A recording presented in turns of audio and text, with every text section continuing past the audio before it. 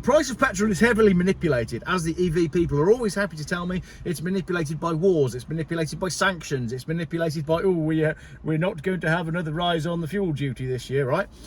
The price of fuel actually hasn't gone up that much, relatively speaking, since I started driving.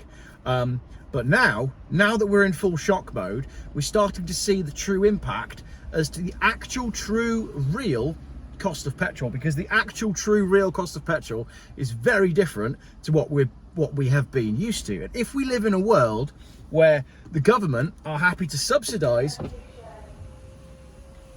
what's going on? Loads of weird stuff is happening in my life at the moment. If we live in a world where the government is happy to subsidise fuel and keep fuel cheap because they know that they need to keep the nation moving, then that's all well and good. But if suddenly the ships are turned away from the port, the ships are told that they're not allowed to unload and that they have to keep quiet about it, suddenly the forthcoming crash starts to look quite deliberate, doesn't it? Because all the government need to do is step in and say, we will reduce the relative amount of fuel duty to keep fuel at the price it was 2 weeks ago, so that you can all keep moving and keep getting on with your life, keep doing the things that you enjoy, keep doing the things you need to do, and keep being humans within this country, and we're here for you. But that's not what the government are doing, is it? The government are making it worse. The media are forcing people to panic buy, and the whole thing is this upward spiral. So when petrol hits £9 a litre, like my Prosecco, where are we all going to be? Because petrol's cheap, and it's always been cheap because they've always kept it cheap.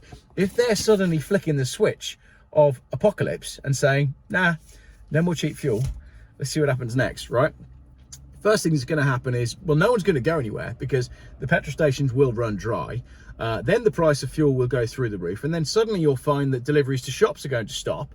And once the deliveries to shops stop, then we have major problems as well. Have the police and ambulance services got their own supply? Have they got their own fuel bowsers? Because if the police haven't got their own fuel bowsers and emergency fuel, and stuff really does start to go wrong, if the supplies in the shops really do start to get impacted by the cost of fuel and the inability of, it's more likely, less the cost, it's more likely from what I'm hearing, the inability of companies to get hold of fuel, then shit's going to go sideways really quickly.